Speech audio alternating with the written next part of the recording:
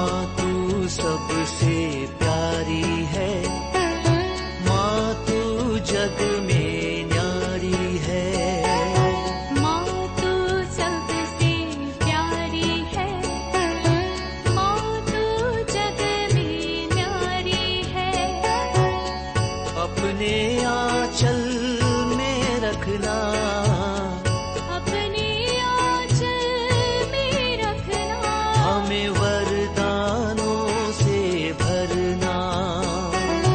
माँ तू सबसे प्यारी है, माँ तू जग में न्यारी है। माँ तू सबसे प्यारी है, माँ तू जग में न्यारी है। Mr. Rajan Samuel, a great missionary in Hindi heartland, first class with distinction.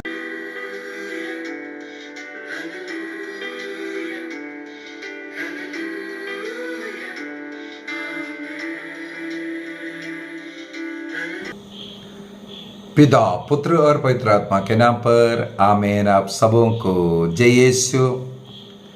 आज हम लोग प्रकाशना ग्रंथ 22 को पढ़ेंगे। हमारा बाइबल उत्पत्ति ग्रंथ अध्याय 1 से शुरू हुआ था। बाइबल का इतिहास हम लोगों ने सीखा, बाइबल का डिविजन्स हम लोगों ने सीखा, बाइबल कौन सा भाषा में किसने लिखा, क्या है, कैसे बाइबल के अंदर 73 किताब है, 73 बुक्स है। ये सब हम लोगों ने सीख करके इसके बाद एक एक भाग को हम लोग सीखते हुए आए। पुराना विधान खत्म हुआ, नए विधान में भी हम लोग उसको भी डिवीजन करके सीख करके आया। और विशेष रूप से प्रकाशना ग्रंथ को बीती कई महीनों से हम लोग, क्योंकि एक एक अध्याय को एक एक दिन उठा करके सीख करके आया, तो आज के इस क्लास के साथ हमारा बाइबल कोर्स भी समाप्त हो रहा है। आज एक और खुशी की बात यह है, आज माता मरियम अपने कुटुंबिनी एलिजाबेथ से मिलने के लिए जो गया, उसका पर्व को भी हम लोग आज मनाते हैं। एक संयोग की बात होगा, आज का अध्याय 22 भी इसके साथ थोड़ा सा मिलता जुलता है। कलीसिया माता मरियम का जो रूप, जो प्रतीक के रूप में हम लोग उठाते हैं। और आज माता मरियम का अपने कुटुंबिनी से मिलने के लिए जाने के विषय में यहां पर अध्याय 22 में भी इसी प्रकार अपने प्रभु को निमंत्रण देता हुआ, आइए प्रभु बोल करके बुलाने वाला, ये सब बात हम लोगों को आज देखने के लिए मिलेगा। पूरे बाइबल का अंत अध्याय यहां पर हम लोग कुछ बातें ये भी देख सकता है। एक विवाह के साथ बाइबल उत्पत्ति ग्रंथ शुरू हुआ था, आदम और हेवा के बीच में। अब ये बाइबल खत्म हो रहा है मेमने के विवाहोत्सव के साथ, अर्थात कलीसिया उसका वधू है। इसका मतलब एक विवाह के साथ ही इसका अंत भी हो रहा है। उत्पत्ति ग्रंथ में शुरू में हम लोगों को वहां पर भी एक वृक्ष के विषय में लिखा हुआ था, आदन वाटिका का जीवन देने वाला जीवन वृक्ष, जिसका फल खाने के लिए पाप करने के बाद मना किया गया। और यहां पर नया यरूशलेम में जो पेड़ था, अब खुलता हुआ हमें मिल रहा है। जीवन का वृक्ष का फल खाने के लिए आज यहां पर हम लोगों को निमंत्रण मिल रहा है। उत्पत्ति ग्रंथ में अगर बंद हुआ, यहां पर बाइबल समाप्त होते होते हम लोगों को उस बंद वो पेड़ आज फल खाने के लिए मिल रहा है। अध्याय 22 को 4 भागों में हम लोग सीखेंगे। सबसे पहला वाक्य 1 से लेकर के वाक्य 5 तक का वो जो पैराग्राफ है, उसमें एक जीवन की नदी के विषय में और जीवन वृक्ष के विषय में हम लोग सीखेंगे। इसके बाद वाक्य 6 से लेकर के 11 तक स्वर्गदूत मुहर ना लगाने के विषय में बता रहा है। पुराना विधान में मुहर लगाने के विषय में अगर दानियल से कहा है, हम मुहर ना लगाने के विषय में बता रहा है। और वाक्य 12 से लेकर के 16 तक इस बाइबल के अंदर ईसा मसीह का अंतिम वचन को हम लोगों को सुनने के लिए मिलेगा। और वाक्य 17 से आगे 21 तक का वचन अंतिम आमंत्रण और जो प्रार्थना निवेदन पढ़ने के लिए मिलेगा।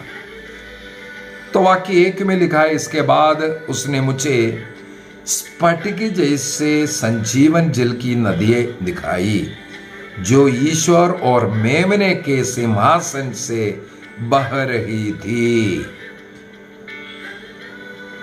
मेमने और ईश्वर के सिंहासन से बहने वाले एक संजीवन जल के विषय में हमें याद होगा, यसेकेल का ग्रंथ अध्याय 47 वाक्य 1 से 1 और 2 में भी हम लोग पढ़ते हैं, मंदिर से जो जल बहता हुआ पूर्व की ओर बहने वाला उस नदी मंदिर में से निकल रहा था। वो जाकर के आगे सब कुछ को जीवन दे रहा है। इवन समुद्र के खारा पानी को भी वो मीठा बनाया। इस प्रकार बहने वाला एक नदी के विषय में ईसा मसीह ने यरूशलेम मंदिर में पर्व मनाने के लिए गया। पर्व के अंतिम दिन लोगों के बीच में उठ खड़े हो गए और कहा, यूहन्ना का सुसमाचार अध्याय 7 वाक्य 38 और 39 में हम लोग पढ़ सकते हैं, जो प्यासे हैं वो मेरे पास आए और अपना प्यास बुझाओ। जो मुझ में विश्वास करता है वो अपना प्यास बुझाओ। उनके हृदय से अंतरस्थल से संजीवन जल की नदियां बहने के विषय में वहां पर भी बता करके दे रहा है। तो यहां पर ये लिखने वाला ये जो संजीवन जल की नदी ईसा मसीह ने जो बताया हुआ, और यसेकेल के ग्रंथ अध्याय 47 में लिखने वाला वो जो संजीवन जल, वो जल, ये सब पवित्र आत्मा का प्रतीक है। पवित्र आत्मा का प्रतीक है। स्फटिक जैसे संजीवन जल की नदी जो ईश्वर और मेमने के सिंहासन से बहने वाले पवित्र आत्मा को इसलिए पिता और पुत्र से प्रसूत होकर के आता है करके, पिता और पुत्र से वो निकल करके आता है करके इसलिए बोलता है।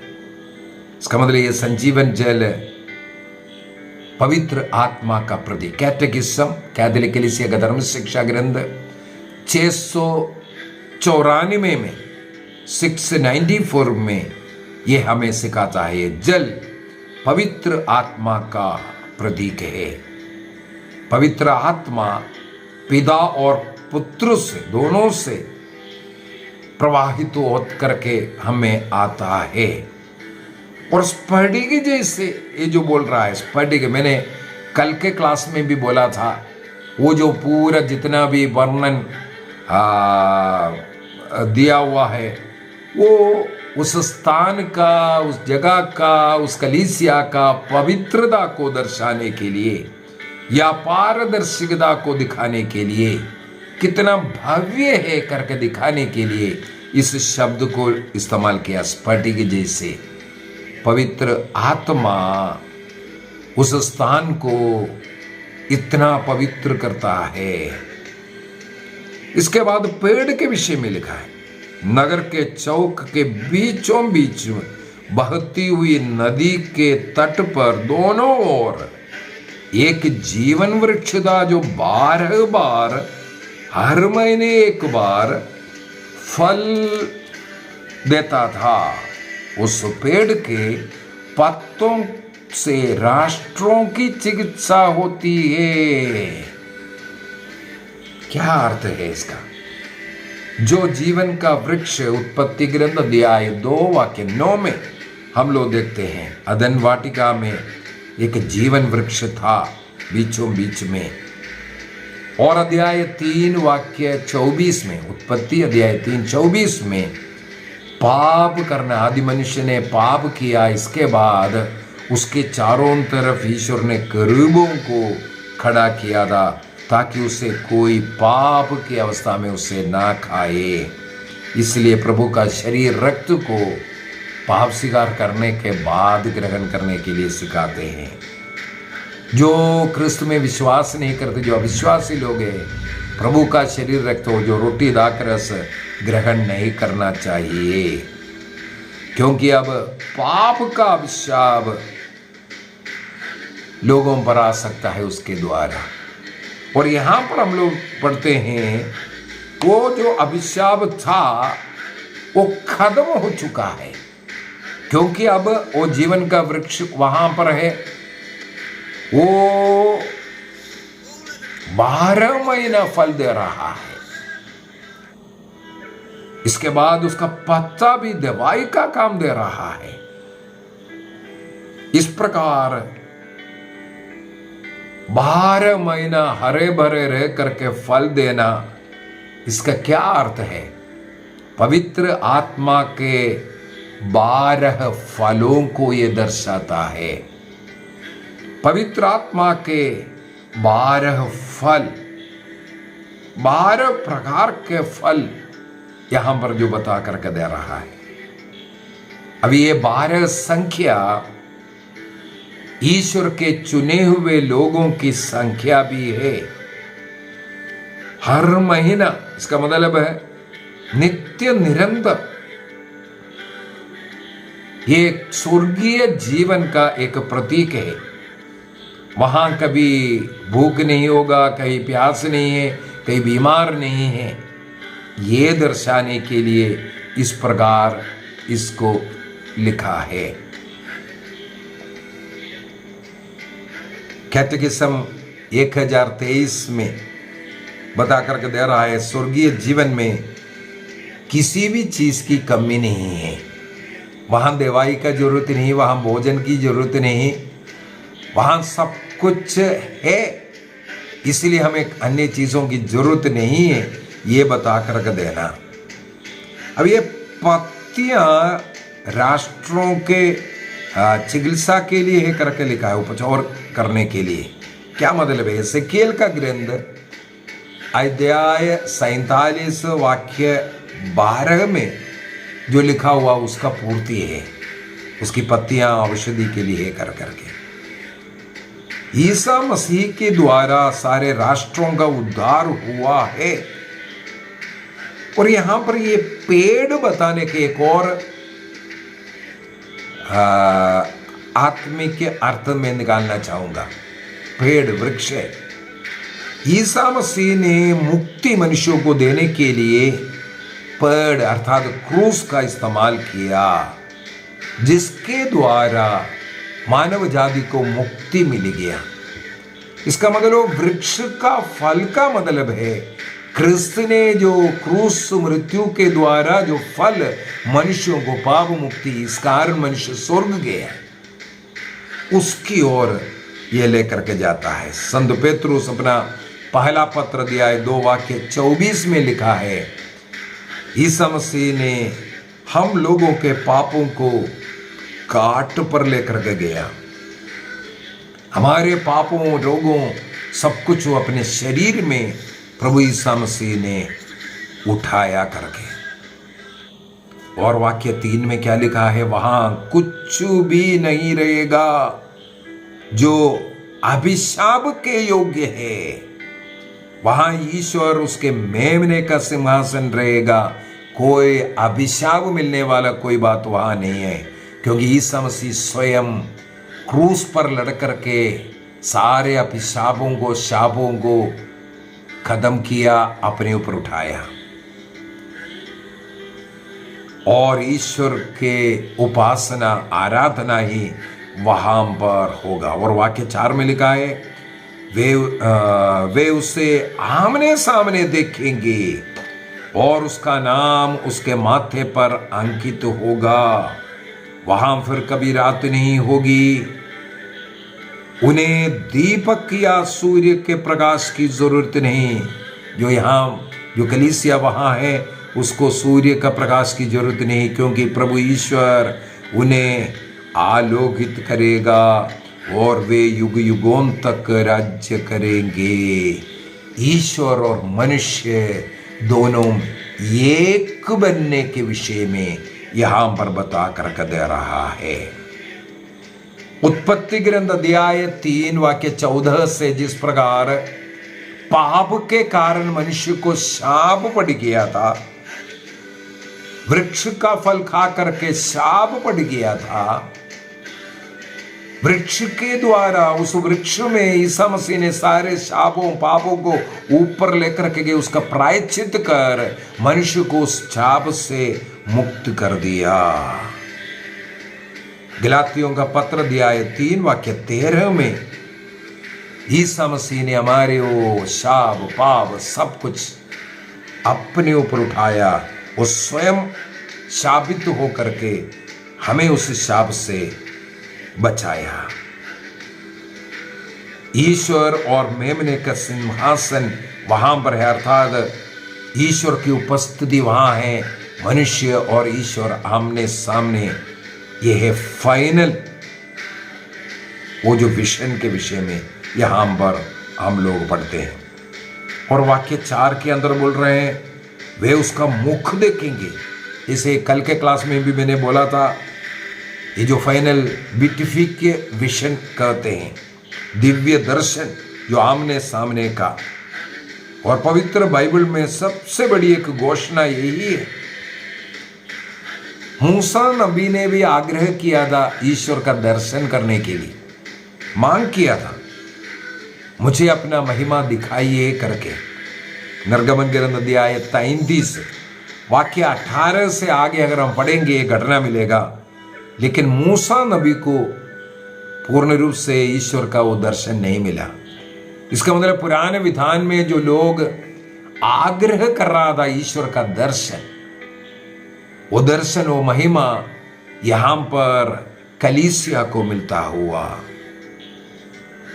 जो कलीसिया, जो मुक्ति प्राप्त किया हुआ जो लोग ईश्वर को आमने सामने देखेगा। यह दिव्य दर्शन क्या है? कैटेकिज्म ऑफ कैथोलिक चर्च 1028 इसके विषय में लिखा है कि ईश्वर वो ईश्वर किस रूप में है, कैसा है, उसी प्रकार मनुष्य को प्रकट कर करके वो लास्ट में देखा। इसका मतलब कलीसिया ये जो लास्ट विजन में ईश्वर के आमने सामने जब रह रहा है, उस समय पर ईश्वर क्या है, जिस एसेंस में, उसी रूप में देखेंगे करके लिखा है। यह दर्शन आज मनुष्य के बुद्धि के परे करके कैटेकिज्म 1023 में बता करके दे रहा है। इसलिए संत पौलुस कुरिन्थियों का पहला पत्र अध्याय 13 वाक्य 12 में लिखा है, अब हम लोग जैसे आईने में देखता है, दर्पण में देख रहा है, वैसे धुंधला सा देखता है, लेकिन जब महिमा में, उस स्वर्ग में, उस नवीन यरूशलेम में हम लोग आमने सामने ईश्वर का दर्शन करेंगे करके संत योहन लिखते हैं, संत पौलुस लिखते हैं। संत योहन का पहला पत्र अध्याय 3 वाक्य 2 में जब ईसा मसीह लास्ट में प्रकट होंगे तब हम उसके समान होगा, उसके समान पवित्र, उसके समान आत्मा के रूप में हम रहेगा, स्वर्गदूत जैसे दिखेगा। उस अवस्था में हम ईश्वर का दर्शन करेंगे।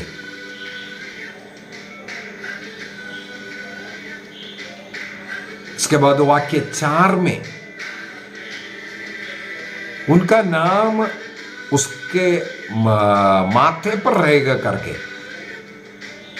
माथे पर नाम अंकित करने का विषय में पहले भी हम लोगों ने प्रकाशन ग्रंथ अध्याय 13 के अंदर पढ़ा था।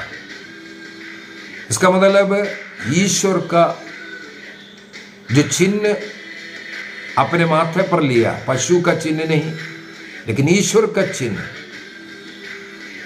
हम हमारे माथे पर का मतलब है हम पूर्ण रूप से ईश्वर का है। उस नवीन यरूशलेम में वो जो कलीसिया है पूर्ण रूप से ईश्वर का है, ये बताने के लिए। और वाक्य 5 में हम लोगों ने पढ़ा है वे युगान युग राज्य करेंगे। इसका मतलब हमारे अनंत जीवन को यहां पर बता कर दे रहा है। ईश्वर का शाश्वत राज्य और राज और हमारा अनंत जीवन। मनुष्य इस प्रकार ईश्वरीय महिमा में प्रवेश करने के बाद उनको समय काल ये सब कुछ मालूम ही नहीं पड़ेगा, उतना आनंद खुशी में वहाँ रहेगा, क्योंकि वहाँ ना कोई रात है, ना कोई बारिश है, ना मौसम बदलने का ये कोई झंझट नहीं है वहाँ पर। इसके बाद वाक्य 6 से अगर हम पढ़ेंगे, वहाँ पर लिखा है उसने मुझसे कहा ये बातें विश्वसनीय और सत्य है। कल के क्लास में भी हम लोगों ने पढ़ा था, मेमने ने कहा, ईश्वर ने कहा, सिंहासन से कहा था, वो सत्य बात है, वो अटल है, वो होगा।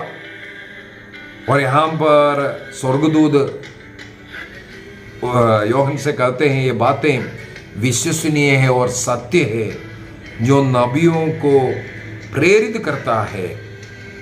उस प्रभु ईश्वर ने अपने दूत को भेजा है जिससे वह अपने सेवकों को निकट भविष्य में होने वाली घटनाएं दिखाए। देखो मैं शीघ्र ही आऊंगा, धन्य है वह जो इस पुस्तक की भविष्यवाणी का ध्यान रखता है। बहुत ही सुंदर तरीके से यहाँ पर क्या बता कर दे रहा है, विश्वसनीय बातें बताने वाला ईश्वर वो सत्य ईश्वर है। और स्वर्गदूत को भेज करके मनुष्य को सब प्रकट किया है जो कुछ अभी जल्दी होने वाला है। यहां पर वाक्य 7 के अंदर हम लोगों ने प्रकाशना ग्रंथ के अंदर धन्य 7 बार जो धन्य जो कह करके जो बोलना धन्य है वह, उसका 6वां धन्य यहां पर है। देखो मैं शीघ्र ही आऊंगा, धन्य है वह जो इस पुस्तक की भविष्यवाणी का ध्यान रखते हैं करके, धन्य है वह। और यहां वाक्य 12 में लिखा है, देखो मैं शीघ्र ही आऊंगा, मेरा पुरस्कार मेरे पास है और प्रत्येक मनुष्य को उसके कर्मों के अनुसार मैं प्रतिफल दूंगा। अल्फा और ओमेगा, प्रथम और अंत, आदि और अंत। इसके बाद बोलता है, धन्य है वे जो अपने वस्त्र धोते हैं, वे जीवन वृक्ष के अधिकारी होंगे और फाटक से होकर नगर में प्रवेश करेगा। देखो यहाँ पर 7वां धन्य, इससे पहले मैंने बोल करके दिया था ये धन्य कहाँ कहाँ लिखा हुआ है। इसका मतलब प्रकाशना ग्रंथ में 7 बार धन्य लिखा है। सबसे पहले हम लोगों को धन्य मिला था प्रकाशना ग्रंथ अध्याय 1 वाक्य 3 में, इस वचन को पढ़ते हैं, इस वचन को सुनते हैं, इसके अनुसार जीने वाला वो धन्य है कर करके इस प्रकार। तो 6वां यहां पर हम लोगों ने वाक्य 7 के अंदर पढ़ते हैं। वाक्य 8 से 9 अगर पढ़ेंगे, वहां पर स्वर्गदूत क्या मना करता है। मैं यूहन्ना ने इन बातों को देखा और सुना। हम लोग अध्याय 19 में भी ये पढ़ा था। अध्याय 19 का वाक्य 10 में भी यूहन्ना स्वर्गदूत के सामने दंडवत करता है उसकी आराधना करने के लिए, लैट्रिया। तब स्वर्गदूत ने मना किया, ये लैट्रिया, ये आराधना केवल ईश्वर को है। मैं केवल दूत हूं, स्वर्गदूत हूं, आपके समान प्रभु का सेवा करने वाला। केवल रेस्पेक्ट, धूलिया स्वर्गदूत को देना है। तो वो मनाई यहां पर 8 और 9 में हम लोग पढ़ते हैं। प्रकाशना ग्रंथ अध्याय 19 का वाक्य 10 में हम लोगों ने इसके ऊपर मनन चिंतन किया था। और उस समय पर मैंने बोला था ये देखने के लिए योशुआ का ग्रंथ उसके अध्याय 5 के अंदर वाक्य 14 में योशुआ स्वर्गदूत को देकर के दंडवत करते हैं, वहां पर मना नहीं कर रहा है। इन दोनों में फर्क क्या था? यहां पर योहन स्वर्गदूत की आराधना करने के लिए यही लिखा है। जब मैं सुन चुका था, देख चुका था, तो स्वर्गदूत मुझे बातों को दिखाया था, मैं उसकी आराधना करने के लिए उसके चरणों पर गिर पड़ा करके। देखो ये है लैट्रिया केवल ईश्वर को है, आराधना केवल ईश्वर को है। केवल स्वर्गदूत का हम आदर कर सकते हैं, मनुष्यों का हम आदर कर सकते हैं। वाक्य 10 में जाते हैं, आप इस पुस्तक की भविष्यवाणी की बातों को गुप्त नहीं रखोगे। इसको सील नहीं लगाना पड़ता है, गुप्त नहीं रखें, क्योंकि समय निकट है। इस बीच अधर्म और पापी पाप करता जाए। अभी पश्चाताप करने का मौका नहीं है, खत्म हो गया। लेकिन धर्मी धार्मिक आचरण और संत पवित्रता की साधना करते रहना। इसके बाद वाक्य 12-13 हम लोगों ने पढ़ा है, धन्य है वह इस पुस्तक की बातों को के अनुसार जो जीवन जी रहा है। प्रभु हमें अब न्याय देने के लिए आया है, न्याय देने के लिए। वाक्य 12 से लेकर के वाक्य 16 तक का वो जो वचन प्रभु का अंतिम वचन है, देखो मैं शीघ्र आऊंगा बोल करके, वहां से जीवन वृक्ष का अधिकारी कौन होगा? जो अपना वस्त्र मेमने के रक्त में धोते हैं। वाक्य 14 में इसलिए धन्य वह जो अपना वस्त्र धोते हैं करके लिखा है।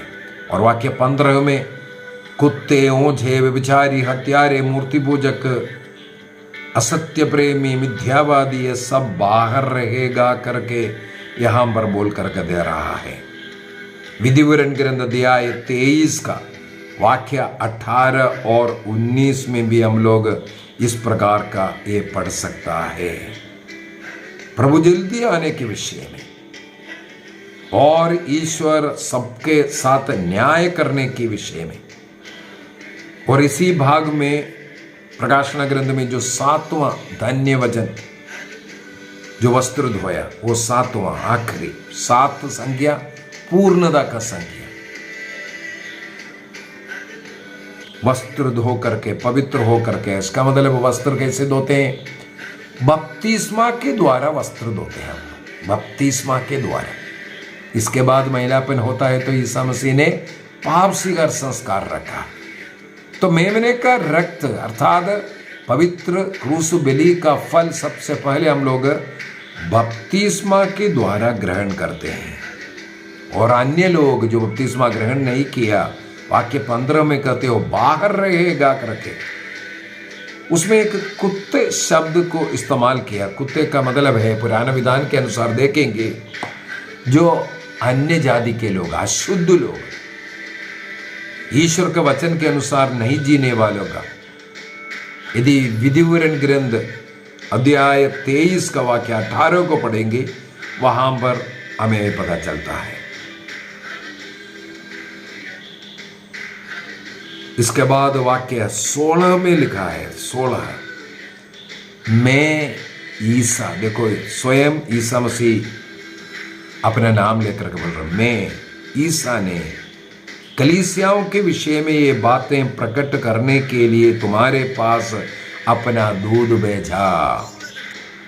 मैं दाऊद का वंश तथा संतान हूं, प्रभात का उज्जवल तारा, मॉर्निंग स्टार, प्रभात का उज्जवल तारा। वाक्य 16 को अच्छी तरह समझने की जरूरत है। यीशु स्वयं पूरे प्रकाशना ग्रंथ अध्याय 1 से लेकर के अभी तक का सारी बातों पर इसका मतलब मोहर लगा करके दे रहा है। सबसे पहली बात मैं ईसा ये बोल करके अपने दूध को भेजा था कर करके। दाऊद का वंशज अर्थात जड़ तथा संतान हूं, इसका अर्थ समझने की सबसे पहले जरूरत है। दाऊद का वंशज, वंश मतलब जड़, इसका मतलब पीछे की ओर, और संतान इसका मतलब आगे की ओर। ये कौन है? ईसा मसीह बोल रहे हैं मैं कर इसका मतलब ईसा मसीह। दाऊद का जड़, दाऊद कहां से है?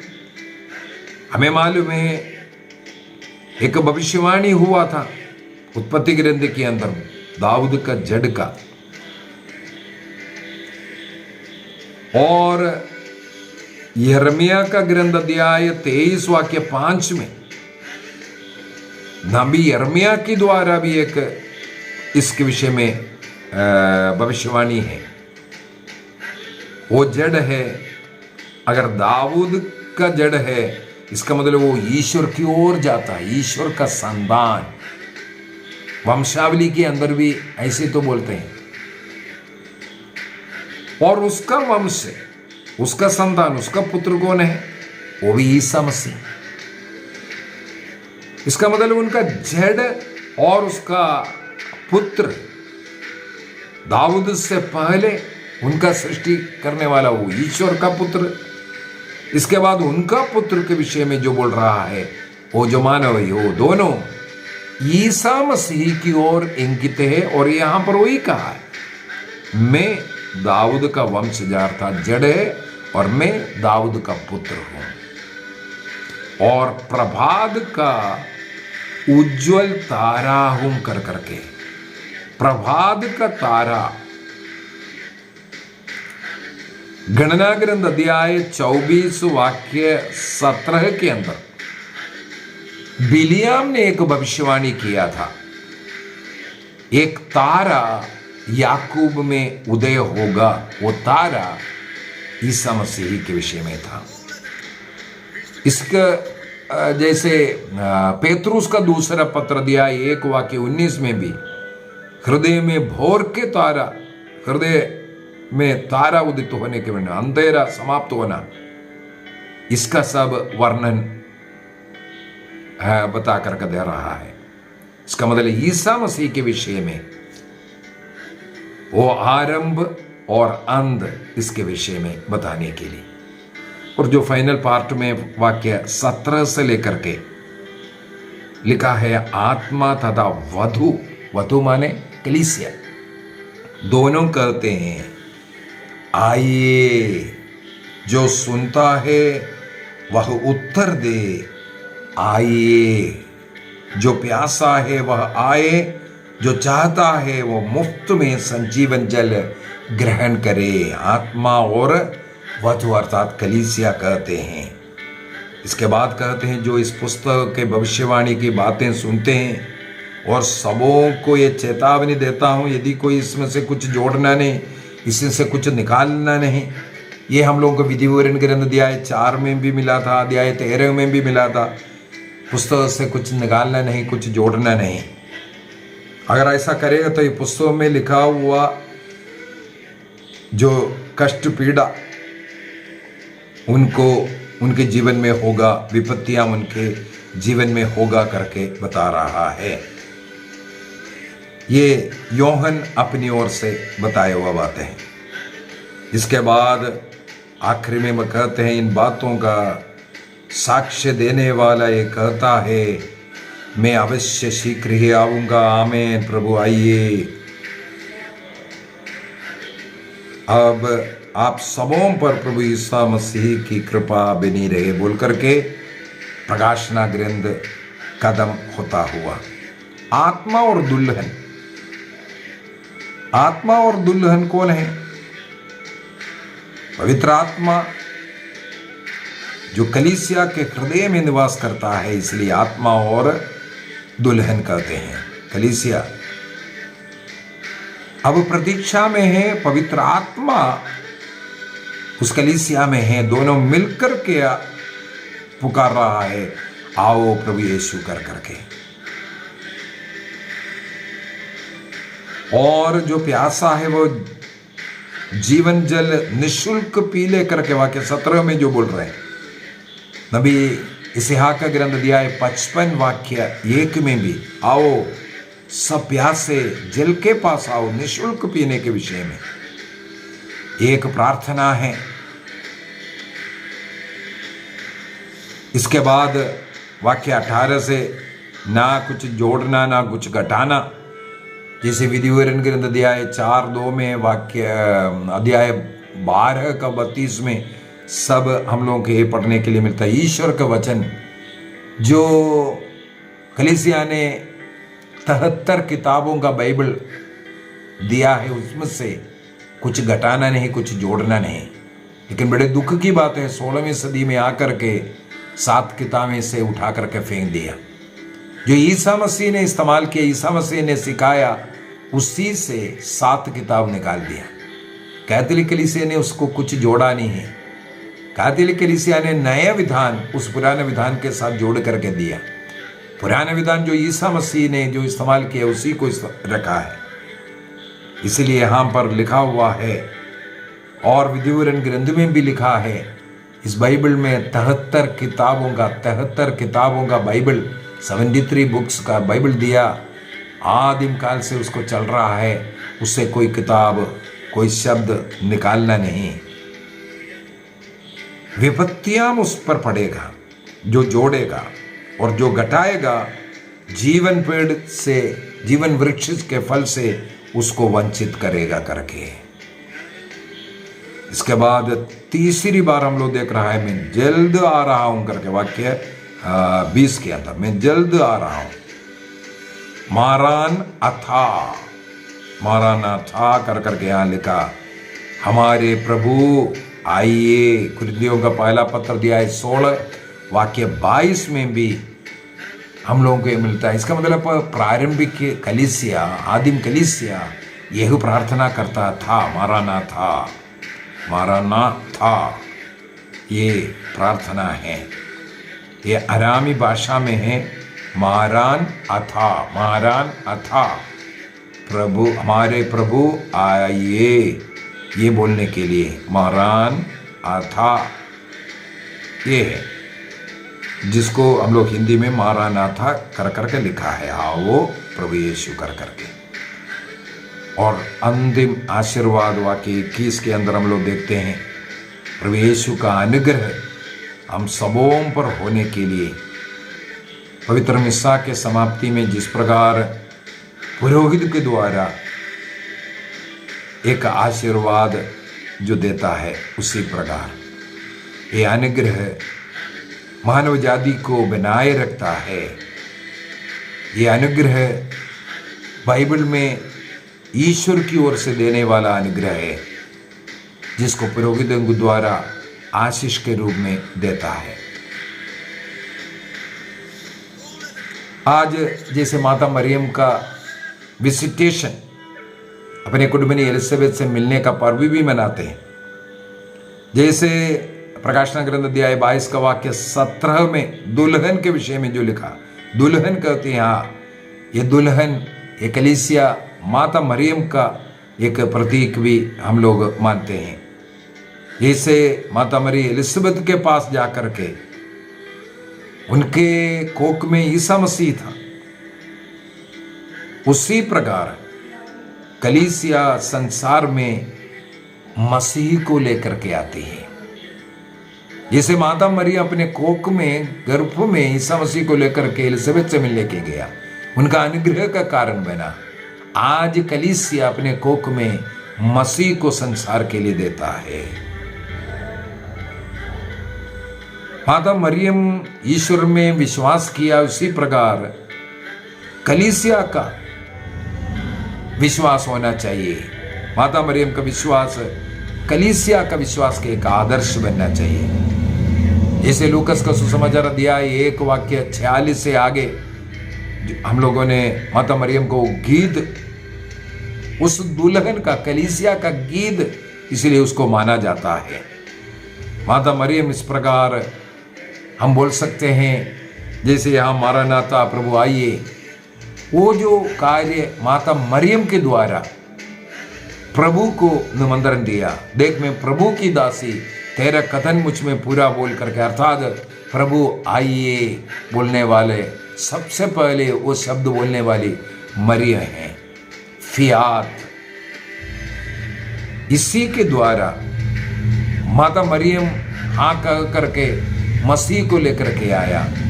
आज प्रभु का उस उपस्थिति, उस स्वर्ग राज्य का अनुभव हमें मिलने के लिए भी वही शब्द माता मरियम के समान आ प्रभु यीशु कह करके हमें बोलना है।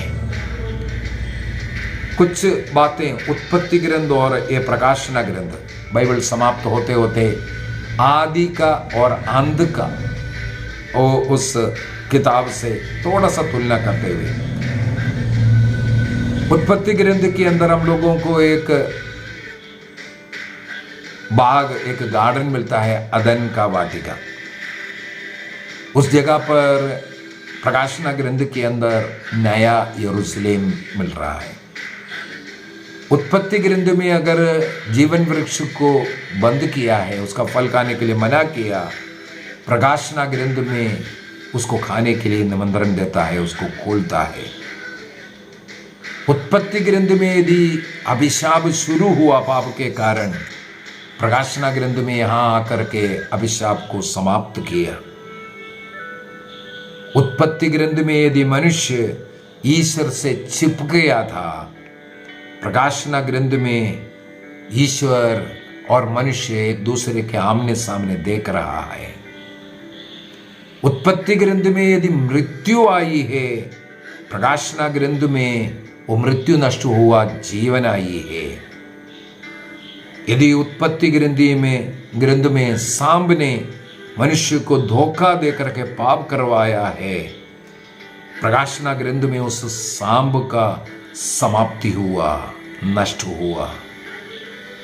उत्पत्ति ग्रंथ में अगर पहला शादी आदम और हेवा के बीच में ईश्वर ने करवाया, अभी अंतिम विवाह मेमना अर्थात मसीह और कलीसिया के बीच में, यहाँ पर उनका वो मिलन और वो आनंद को विवाह कहते हैं। इसको मतलब है पूरा बाइबल उत्पत्ति से लेकर के प्रकाशना ग्रंथ तक इस ईश्वरीय प्रेम का कहानी है, प्रेम पत्र का कहानी, प्रेम पत्र है। ईश्वर ने जो मनुष्य को कितना अधिक प्रेम किया उसका वर्णन करने वाला था। आइए हम अपनी आंखें बंद करें।